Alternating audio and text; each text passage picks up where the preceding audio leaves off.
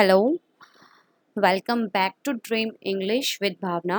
आप सबका फिर से एक बार और स्वागत है आपके अपने YouTube channel Dream English with Bhavna में। इससे पिछली दो वीडियोस में हमने पास्ट के दो टेंस कंप्लीट किए हैं, past indefinite and past continuous. Hope अब वो आपको अच्छे से समझ में आ गए होंगे।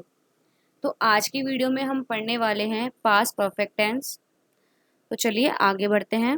आगे बढ़ने से पहले अगर आपको मेरी वीडियो अच्छी लगती है तो प्लीज़ लाइक और सब्सक्राइब भी करते रहिए।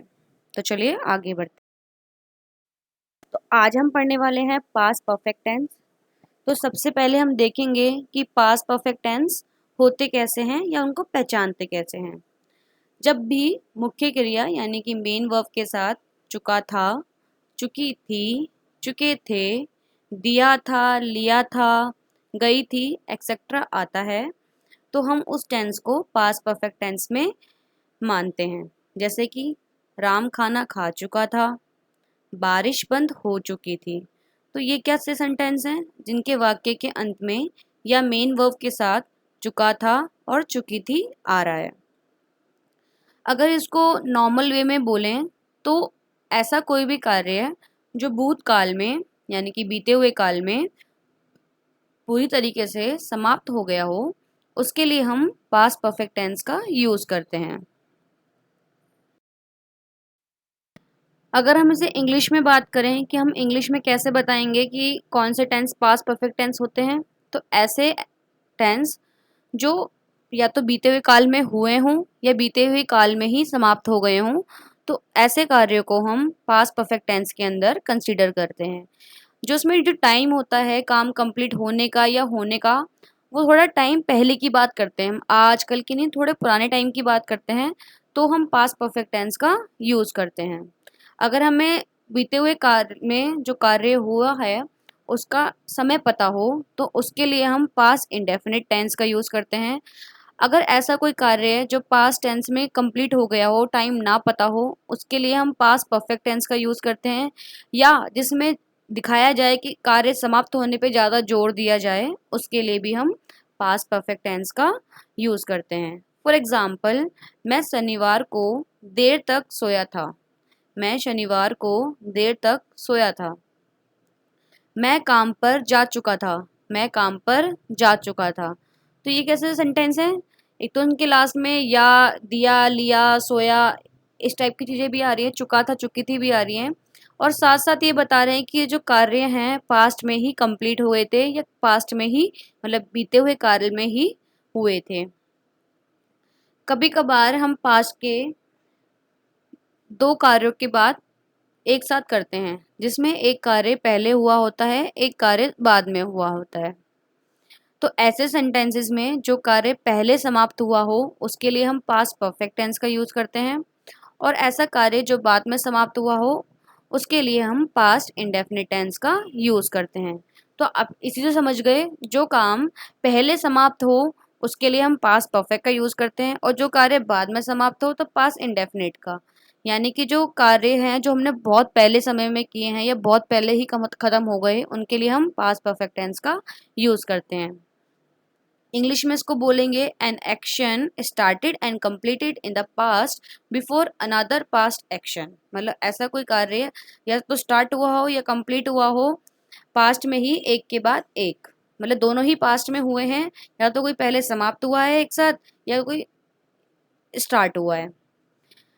तो जिसमें दोनों कार्य जो होंगे, second action is also a past action, दोनों ही हम बात कर रहे हैं, दोनों ही पास्ट की बात कर रहे हैं।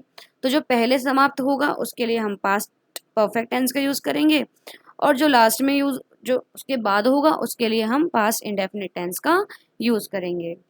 अगर इसका एक उदाहरण देखा जाए तो जैसे कि मेरे स्टेशन पहुंचने से पहले ट्रेन जा चुकी थी, मेरे घर पहुंचने से पहले ही बारिश बंद हो चुकी थी, डॉक्टर के आने से पहले ही मरीज मर चुका था। ये सेंटेंसेस हमने अपने स्कूल्स लाइफ में बहुत अच्छे से पढ़े हैं। जो स्कूल में हैं उनके लिए तो और अच्छा है, वो दो दो बार पढ़ लेंगे। और जो लोग स्कूल्स नहीं जाते या कॉलेज नहीं जाते, वो सिर्फ अपनी कम्युनिकेशन स्किल्स के लिए, इंग्लिश सीखने के लिए पढ़ रहे हैं, तो उनको थोड़ी सी और प्रैक्टिस की ज़रूरत होगी। तो वो साथ साथ सेंटेंस की प्रैक्टिस भी करते रहिए।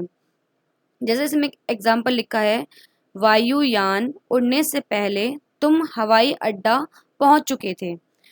तो उड़ने से पहले ही पहुंच गए थे, तो पहुंचने का काम पहले हुआ, तभी तो उसके बाद उड़ा।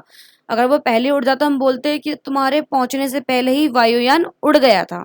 पर इसमें ऐसा नहीं लिखा, इसमें ये लिखा है कि वायुयान उड़ने से पहले, मतलब उड़ा नहीं है, उससे पहले ही आप लोग पहुंच चुके थे, यानी कि तुम पहुंच चुके थे, तो तुम पहुंचे हो। तो उसके लिए सबसे पहले लगाएंगे हम पास्ट परफेक्ट टेंस इस वाले सेंटेंस के लिए। तो you had reach the airport, पहले के लिए हम लगाया बिफोर, किससे पहले, वायुयान उड़ने से पहले, तो द एरोप्लेन ओवरटेक, उड़ने से पहले। होप आपको ये सारे सेंटेंसेस समझ में आ गए होंगे। अब आपने ये तो सीख लिया कि इन सेंटेंस को पहचानते कौन से हैं और कौन कौन से ये होते हैं। अब देखते हैं इन सेंटेंस को बनाते कैसे हैं। के लिए हमारे पास एक रूल होता है। तो सबसे पहले हम देखते हैं अफर्मेटिव सेंटेंस का रूल। अफर्मेटिव यानी कि सकारात्मक वाक्य, यानी कि पॉजिटिव सेंटेंसेस, जिसमें हम कोई नहीं नहीं बोलते, कोई हम क्वेश्चन नहीं करते क्यों क्या कब कैसे, सिंपल अपना एक वाक्य बोलते हैं, जिसको हम अफर्मेटिव सेंटेंस बोलते हैं। तो सबसे पहले हमारा इसमें सब्जेक्ट आता है।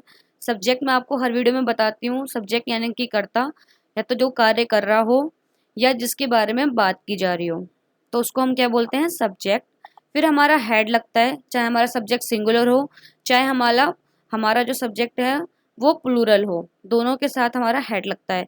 सब्जेक्ट चाहे एक हो चाहे एक से ज़्यादा हो, दोनों के साथ हमारा हेड लगेगा। V3 मतलब वर्ब की थर्ड फॉर्म लगेगी, यानी कि मुख्य क्रिया की तीसरी फॉर्म लगेगी। एक वर्ब की तीन फॉर्म ऑफ वर्ब होती हैं। फॉर एग्जाम्पल आपने सुना ही होगा, गो का मतलब होता है जाना, फिर उसकी सेकंड फॉर्म होती है वेंट और थर्ड फॉर्म होती है गॉन। तो जो थर्ड फॉर्म है हमें इसका यूज करना है इन सेंटेंसेस में। तो गो वेंट गॉन, तो जो थर्ड वाली हमारी फॉर्म्स ऑफ वर्ब है इसको हम यूज करेंगे। प्लस हमारा ऑब्जेक्ट होता है, जिस जो भी हम क्रिया कर रहे हैं कैसे कर रहे हैं उसके अकॉर्डिंग हमारा ऑब्जेक्ट होता है। फिर आता है हमारा नकारात्मक वाक्य, यानी कि नेगेटिव सेंटेंस, जिसमें सबसे पहले हमारा सब्जेक्ट आता है सकारात्मक की तरह ही, फिर हमारा हेड आता है, फिर हमारा नॉट ऐड हो जाता है इसमें, क्योंकि हम यहाँ पे नहीं बोल रहे हैं, हमें नकारात्मक वाक्य बोलने हैं, तो हमें उसके लिए नहीं के लिए नॉट चाहिए। तो subject plus head plus not, फिर वर्ब की थर्ड फॉर्म प्लस ऑब्जेक्ट, बिल्कुल अफर्मेटिव की तरह ही है, बस यहाँ पे हेड यानी कि हेल्पिंग वर्ब और मेन वर्ब के बीच में नॉट ऐड हो जाता है। फिर आता है हमारा इंटेरोगेटिव सेंटेंस। तो इंटेरोगेटिव सेंटेंस में सबसे पहले हम क्वेश्चन वर्ड लगाते हैं। अगर क्वेश्चन वर्ड वाक्य के अंदर है, क्यों कब कहाँ कैसे, तो हम क्वेश्चन वर्ड लगाएंगे। फिर हमारा हेड आएगा, फिर हमारा सब्जेक्ट आएगा, फिर हमारी वर्ब की थर्ड फॉर्म आएगी, प्लस हमारा ऑब्जेक्ट आएगा। अगर हमारे वाक्य की शुरुआत क्या से होती है तो हमारा क्वेश्चन वर्ड नहीं आता, सिर्फ हेड से स्टार्टिंग हमारी हो जाती है। होप आपको ये रूल समझ में आ गए होंगे। तो चलिए वन बाय वन इनके कुछ एग्जाम्पल्स देखते हैं कि इनको कैसे फॉर्मेट में फिट करते हैं, कैसे हमारे वाक्य बनाते हैं इनका यूज कर कर। सबसे पहले हम देखेंगे अफर्मेटिव एग्जाम्पल्स। तो उसमें जैसे कि मैंने अभी आपको बताया, सब्जेक्ट, फिर हमारा हेड, फिर हमारा वर्ब की थर्ड फॉर्म और हमारा ऑब्जेक्ट। तो इसका एग्जाम्पल देखते हैं। बारिश हो चुकी थी, बारिश हो चुकी थी, तो बारिश हुई थी। अब इसमें हमारा सब्जेक्ट नहीं है, जब हमारे पास सब्जेक्ट नहीं होता हम इट या दे लगाते हैं, तो हमारी जो बारिश है वो अनकाउंटेबल नाउन है जिसको हम सिंगुलर कंसिडर करते हैं, इसलिए हमने यहाँ पे इट लगाया। तो इट हैड रेन्ड, यानी कि बारिश हुई थी, तो बारिश हमारी मुख्य क्रिया हो गई, तो हमने उसमें रेन्ड लगा दिया, तो इट हैड रेन्ड। अमेरिका ने इराक पर हमला किया, तो अमेरिका ने किया हमला, हमला करने का काम किसने किया, अमेरिका ने, तो अमेरिका। फिर हमने लगाया हैड, फिर हमले करने को बोलते हैं अटैक, उसकी थर्ड फॉर्म लगाई हो गया अटैक्ड, किस पर किया, ऑन इराक, इराक पर किया, तो America had attacked on Iraq, America ने इराक पर हमला कर दिया था या हमला किया। तो इन दोनों के लिए हम क्या लगाएंगे, क्योंकि हमारा जो हमला करने का काम क्या है, किसने किया है, अमेरिका ने किया है। जो हमारा क्रिया करता है, जो हमारा कार्य करता है वही हमारा सब्जेक्ट होता है। अब आप में इसमें दो सब्जेक्ट है, अमेरिका या इराक, तो इराक में या अमेरिका में कौन सा सब्जेक्ट होगा?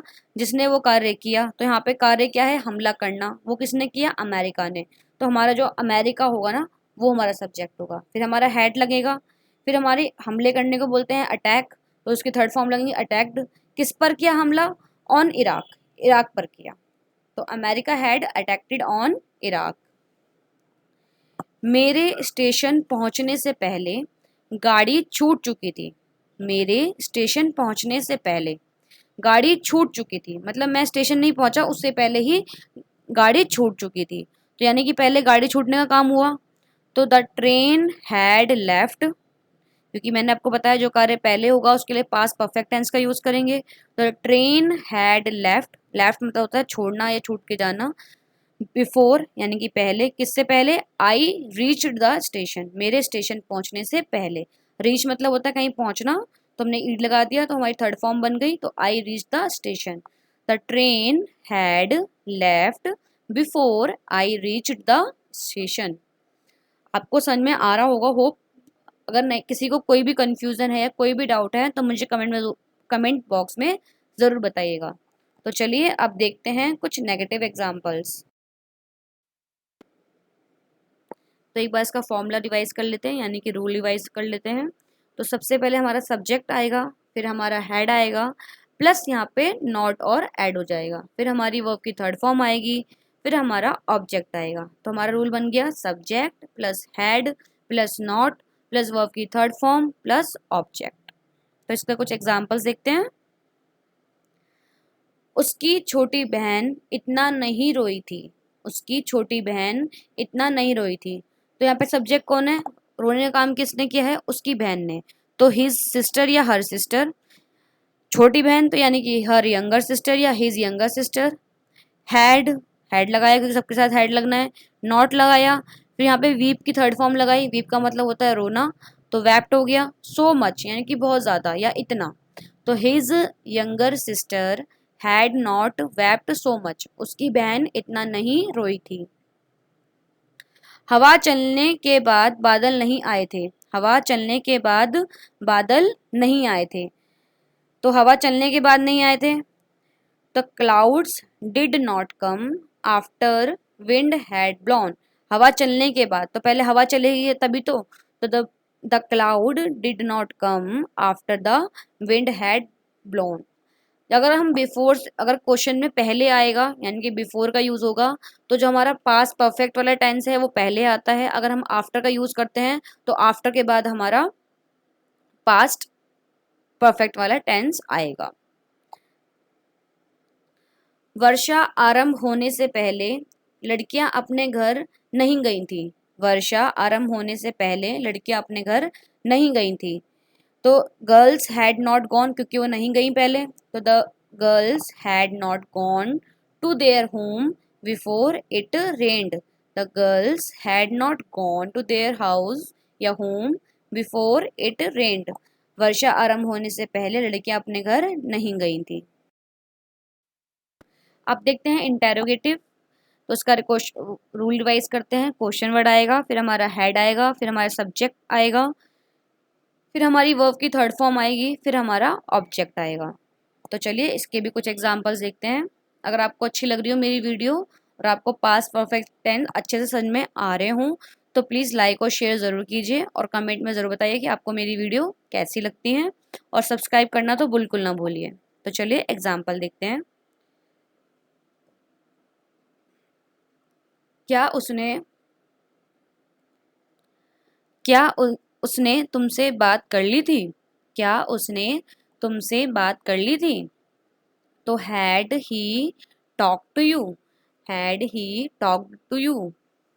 क्या उसने तुमसे बात कर ली थी?